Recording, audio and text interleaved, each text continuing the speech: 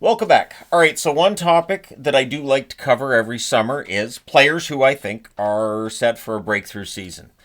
Rookies are not eligible. I had to write that on the board because very often people are like, hey, what about this guy? Okay, if he's a rookie, then I don't consider that to be a breakthrough. I consider that to be a rookie season.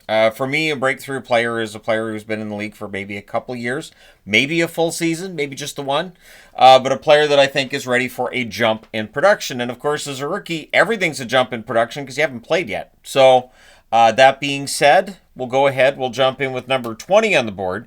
And this is from least likely to who I think is most likely. And there's no scientific method to this, so you guys can let me know your thoughts as well in the comment section below.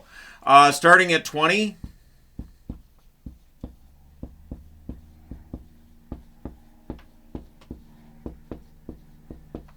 Linus Karlsson in Vancouver. Linus Karlsson had a very good season in the AHL. He played 23 games for the Vancouver Canucks as well, had 3 goals and 3 assists for 6 points. Considering the forward depth issues the Canucks have had and the continuing discussions about that, I think the answer's in the organization. He had a great playoffs with the Abbotsford Canucks. And so while there's all the speculation of who they might pick up, I think between Karlsson, Ratu, and maybe Sasson as well, there's somebody due for a breakthrough, and I'm going to go with Karlsson. I debated about Ratu, but I don't know that offensively we would see the potential as we're going to see with Linus Karlsson. All right, number 19 on the board, and he'd be higher, but I don't know if he's ever going to be a big scorer in the NHL. And that is Nashville's Fedor Svechkov. I remember being very excited about Svechkov after reading his reports on him from scouts before he was drafted, and being interested to see where he goes. And now that he's played some games in the NHL, yeah, Svechkov looks like the real deal. So Svechkov this year, 52 games with Nashville, 8 goals, 9 assists, 17 points. I think we see some growth from him. I don't know how many more points we get, but could he become a 40 to 50 point player? Maybe. And there's definitely room in Nashville's organization if you show some ability to score that you'll move up the lineup quickly, right? So we'll see what happens with Svechkov. But hard worker, good defense, and maybe the offense shows up this year as well. Number 18, Buffalo. Although this player did not play for Buffalo last year, but Josh Doan. It is interesting because I remember him being drafted. I remember the idea being, well, Arizona drafted him because that's Shane Doan's kid and it's for the storyline. And then, of course, he makes his debut with Coyotes. It was thought it was a nice story, but how much potential is there with Doan? He's a hard worker. And Buffalo, much like I mentioned with Nashville before, I think if Doan comes in, has a really good training camp, has a couple of really good preseason games, for instance, he may play a more prominent role for a Buffalo team that is desperate to make the playoffs. So if Doan's able to show some sort of ability to get that puck moving, and if he's able to work his way into a top 6 role, maybe Doan ends up getting more points than expected after that trade from Utah to Buffalo. Number 17 on the board, and I debated about whether or not to put this one higher. I certainly talked a lot about this player towards the end of the season. But that being said, I do wonder with Gage Gonsalves in Tampa how much offensive potential is there. So he played 60 games this past season, 8 goals, 12 assists, 20 points, and is another example of a player who's worked his way into this position. I do think Gonsalves could hit the 30 to 40 point mark this year for the Tampa Bay Lightning, and so he's on the board for this one. And yeah, I like Gonsalves. And this is the thing. If you're wondering, well, which players does THG like? The guys that forecheck, that backcheck, the guys who put in the hard work. Maybe they don't get all the goals. Maybe they don't get all the accolades. But the guys who put in all that hard work every single shift, those are usually going to be favorite players of mine on a team. It's why I've always liked Teddy Bluger wherever he's played. And why very quickly Kiefer Sherwood became a favorite of mine in Vancouver. I mean, I liked him in Nashville, but this year in Vancouver was fantastic. So Gage Gonsalves played a more prominent role with Tampa towards the end of the season than early in the season, and we'll see what he does next year.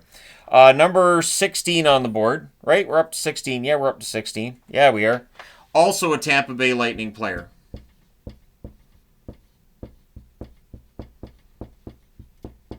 Connor Geekie of the Tampa Bay Lightning. Connor Geekie was acquired, of course. He was a former first-round draft pick. And with the Tampa Bay Lightning and all these discussions about where they are in terms of being a contender, if Geekie's able to come through and have a really good season, going to help them out a lot. Geekie this past season in Tampa, 52 games, 8 goals, 6 assists, 14 points. So there's a lot of room for growth there on a Tampa Bay team that does take its time with young players. So there is that potential. It might require an injury for Geekie to really get that opportunity with Tampa in terms of a top 6 role, but who knows? Maybe this will be a big year for him. Number 15 from Florida.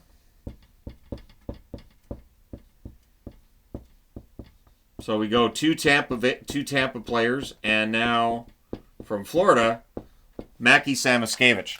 Samoskevich, 72 games this past season, 15 goals, 16 assists, 31 points. Very good player.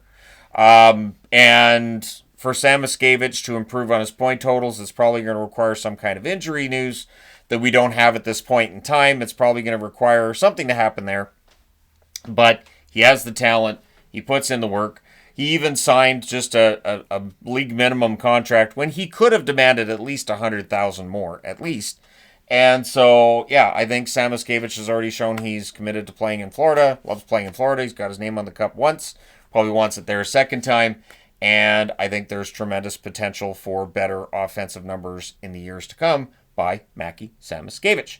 Number 14 on the list. This is one of those times where I'm glad I pre-planned out who was going to be where. Because at times it can take a while for me to hem and haw about it. I don't want to do that. So number 14 is Jack Quinn of the Buffalo Sabres. I think I had him on the board last year too. I do. Now, Jack Quinn this year, 74 games, 15 goals, 24 assists, 39 points. I swear, Quinn at some point is going to be a 60-plus point player. I wouldn't like say take that to the bank because I don't recommend gambling in the first place, especially on any kind of take that I have. Just please don't. But I do like Jack Quinn as a player, and I think that Jack Quinn has a lot of potential there for Buffalo to become a very good top 6 forward and to be in that 60-plus point range. Does it happen this year? We shall see. Number 13 from Seattle. And part of what inspired this list, so full transparency here, Matty Beniers of Seattle. So I was listening to NHL radio the other night, and they were talking about Seattle and what kind of potential Seattle has. Matty Beniers, I think, has potential to score more points. So he played, where is he on here? Right there. 82 games, 20 goals, 23 assists, 43 points. Beniers should be in that 60-point range as well. I don't know how much more offense Seattle has over last season. Like, I don't know how much more they're going to get this season from their offense than last season. There hasn't been a lot of changes. There's been a change at coach. We'll see if Lambert ends up getting more offense out of Beniers. It's possible. But Beniers' ability to get to that next level could be a big factor in the event that Seattle does get back to the playoffs. Seattle's actually the team I have on the board for tomorrow for me to take a look at. And we will discuss Beniers again at that point. I love Beniers' game. I don't know how much he's going to score. I don't know if he's going to be a Bergeron type or if he's going to end up in the sort of what Anton Lundell is to Florida kind of range, where Anton Lundell, it doesn't feel like he's ever going to get to that 80-plus point range, but he's going to be a very good point producer and an excellent defensive forward, and maybe that's where Beniers ends up as well. Number 12 on the list, from Detroit. As the season went along this year, I became a bigger fan of Marco Kasper. While Detroit gets a lot of criticism for how long this rebuild has taken, and I totally understand that, some of the young guys in this lineup, like Kasper, they tell you that the future's pretty bright. Did I mention Kasper's numbers? 77 games, 19 goals, 18 assists, 37 points, and it felt like he got better as the season went along. So Marco Kasper, I could see him being a pretty strong pick for somebody who's going to make that breakthrough this coming season for the Detroit Red Wings, and if they're going to finish above the playoff line, a few more goals would probably help there. Number 11. This is one I thought maybe. And there's a lot of maybe, really, throughout this list, so not unusual. But Will Cooley of the New York Rangers. This past season for the Rangers, 82 games, 20 goals, 25 assists, 45 points. But he slowed down a little bit in the second half of the season. Had an amazing start to the season. I think if he can run that through the whole season, I think he could reach the 30-goal mark. 60, 65 points, sure.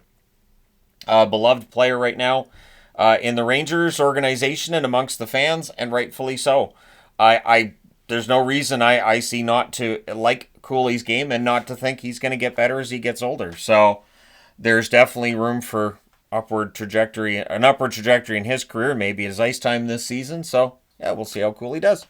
Number 10 on the list. Going back to Seattle with this one. And I know I've had this player on the board before.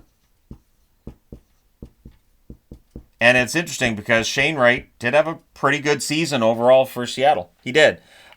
Shane Wright, 79 games, 19 goals, 25 assists, 44 points. There's still more there. There's absolutely still more there for Shane Wright. So would I be surprised if he's in that, I'm going to say it again, 60-point range?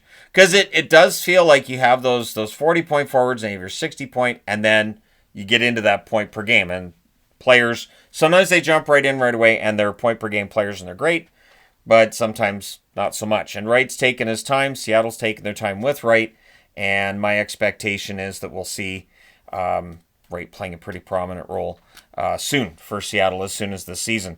Number 9 on the board. Going to Dallas on this one.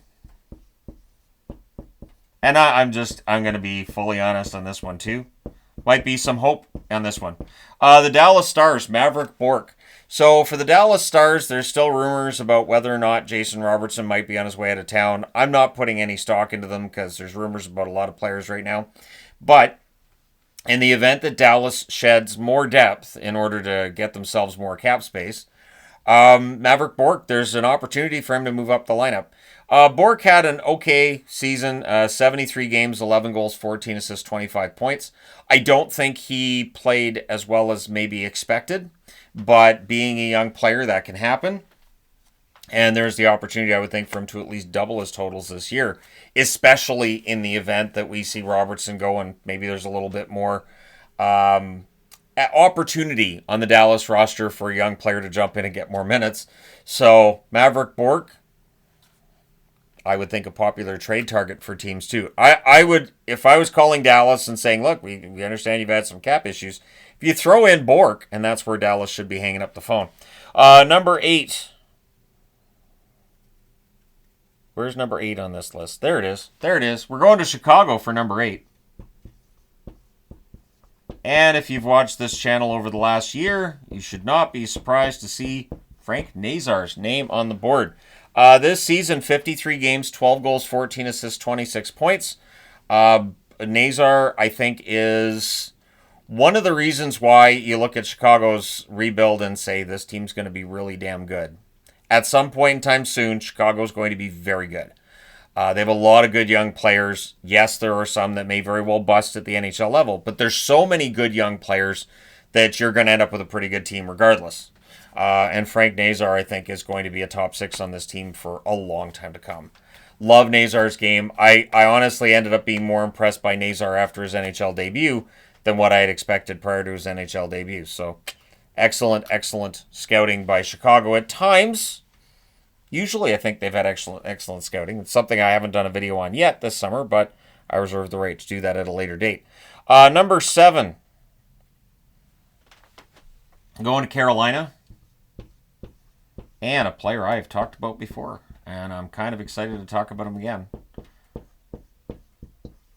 Although, Logan Stankoven is no longer a Dallas Star. He is a Carolina Hurricane. And while I'm sad that he's no longer a Dallas Star, I understand what Dallas was doing there in the Rantanen trade, keeping things interesting in the offseason with their cap situation. And Stankoven has been very good for Carolina. Now, the offense, there's still a lot left there. There is still a lot of potential for more. So Stankoven this past season, 78 games, 14 goals, 24 assists, 38 points. A lot of energy, a lot of hard work. That's going to translate to points at the NHL level. He is on the smaller side. That is one thing to keep in mind. But I still think he's going to fight through that. And I still think we're going to get some good production from Stankoven. Number 6 on the board today, going to Anaheim. So I'm wearing Ducks. So you know there's going to be Ducks on this board.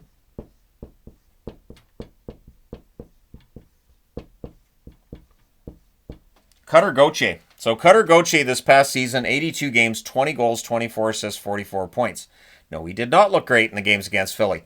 But I had to throw that out there because, But, Cutter Gauthier had a good rookie season. He got better as the season went along, which is what you want. There are rookies that hit a wall, and they'll be really good in their first half of the season. Second half, not necessarily as much. Gauthier didn't seem to hit that wall. So in the case of Cutter Gauthier, I think pretty strong season for him with Anaheim, and still tremendous opportunity for growth in his point totals and in his game. Number 5 on the board as we continue to move up. Now we go to San Jose, so another California-based team.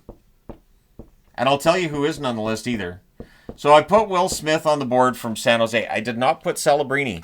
I'm not sure with Celebrini that we're going to see a tremendous improvement in his point totals this year. And if we do, then okie dokie. But I do think Will Smith, I think we're going to see a lot of improvement from him because his game got better as the season went along too. For Will Smith, he played 74 games this past season, 18 goals, 27 assists, 45 points with the San Jose Sharks. And Smith is an excellent forward with a really strong future.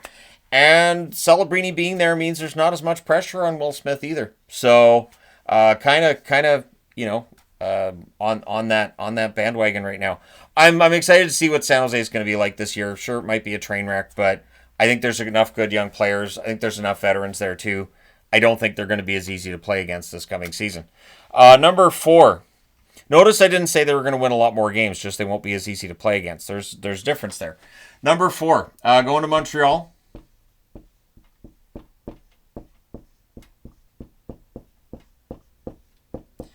There were those who felt that I ranked Uri Slafkovsky too low in my recent rankings of number 1 overall draft picks. But I'm going to say this with Slafkovsky. I do think he's got potential to score a ton of points for Montreal, especially if he stays on that first line the whole season. Slafkovsky this past season, 79 games, 18 goals, 33 assists, 51 points. So the Montreal Canadiens have themselves a very good forward in Slafkovsky, and it's another example of how some number 1 draft picks, they take a little bit longer, but it's okay. Which brings us to number 3 for Chicago. It's weird writing Bedard's name on the board because I'm still seeing people saying he's a bust, he's not very good, guy sucks. I can only tell you what I see in games when I watch hockey, and Bedard, I've seen him come back and back check. I have seen him not shy away from physical play. I've watched him stick handle very adeptly and then pass to line mates that aren't necessarily great puck handlers. And I do think that Bedard this season is set up for greater success with Chicago. It is incremental improvement, but there's still a lot there. 82 games, 23 goals, 44 assists, 67 points. He's not 20 yet. I think he turns 20 this week. So the fact that Bedard, what is the date? He turns 20 next week. But yeah, Bedard, I think it's insane how much people criticize this game because I think Bedard's going to be absolutely fantastic. No, he may not end up being McDavid, but nobody's McDavid. McDavid's McDavid. And I think it's insane how we expect, well, this guy's going to be that one, and that's why I don't tend to do that when I talk about prospects and draft picks. But Bedard's going to have an excellent career. He's going to be in the NHL for 15 to 20 years, and I think point per game status this year is very much likely in the offing. He didn't seem to have a happy first half of the season.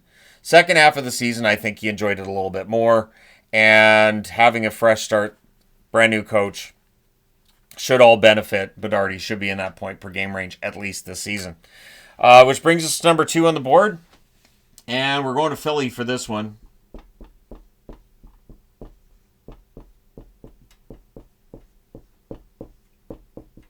Matvei Michkov. With the exit of Tortorella, Michkov seemed to have more energy, seemed to play a little bit better. And he's going to be with Zegras? Maybe. I don't know that you want to put Michkov and Zegras on the same line. I think maybe not. Maybe not. But whether you put them on the same line or not, I do think Michkov's going to score more points than this past season. Michkov, 80 games, 26 goals, 37 assists for 63 points. He should be in that point per game range as well, as soon as this season. If Philadelphia's offense gets better under Rick Tocchet, Michkov's going to directly benefit. And Vancouver's numbers came up that first full year under Tocchet in terms of the offense. So don't be surprised if that happens for Philly as well. He does seem to have that bump when he takes over. So yeah, Michkov, number 2 on the board, which brings us to number 1. And number 1 going back to Anaheim. So the one that I think is most likely to experience huge growth in terms of scoring, and that's Leo Carlsson. 76 games, 20 goals, 25 assists, 45 points. The video that they did trying to tier off teams and say, okay, I think this team belongs in this tier, this and this and this. There were those that said that I ranked the Ducks too low. And maybe. The Ducks were one that I thought maybe put them in that second from the bottom column, but I left them in that bottom row. It was a tough one, but Leo Carlsson's ability to improve his game, I think, has shown up over the last 12 months, and I think the next 12 months are going to be huge for him. 76 games, 20 goals, 25 assists, 45 points, and he's just starting to figure it out. These are young players, and young players, I think, get way more criticism than they should, especially defensively, because the defensive side of the game, not everybody comes in with that developed. And so as they get older, that side of their game should be developed a little bit better, which should lead to them playing in situations that coaches now trust them in. They get more ice time, they get more points. So Leo Carlsson, I think, is poised to have a huge year, and if he does, the Ducks are going to be in the mix for a playoff spot, which I think would be great for Anaheim, for their fans, and for just for the organization in general. I think it'd be amazing. So Carlsson could be the guy in Anaheim, but we shall see. Let me know your thoughts in the comment section below. Who do you think is due to have a huge breakthrough season this year? And remember, rookies not eligible. So there's that. But anyways, thank you guys so much for all your support. Hit like and subscribe in the event you may not have done so already. But yeah, I will talk to you again soon.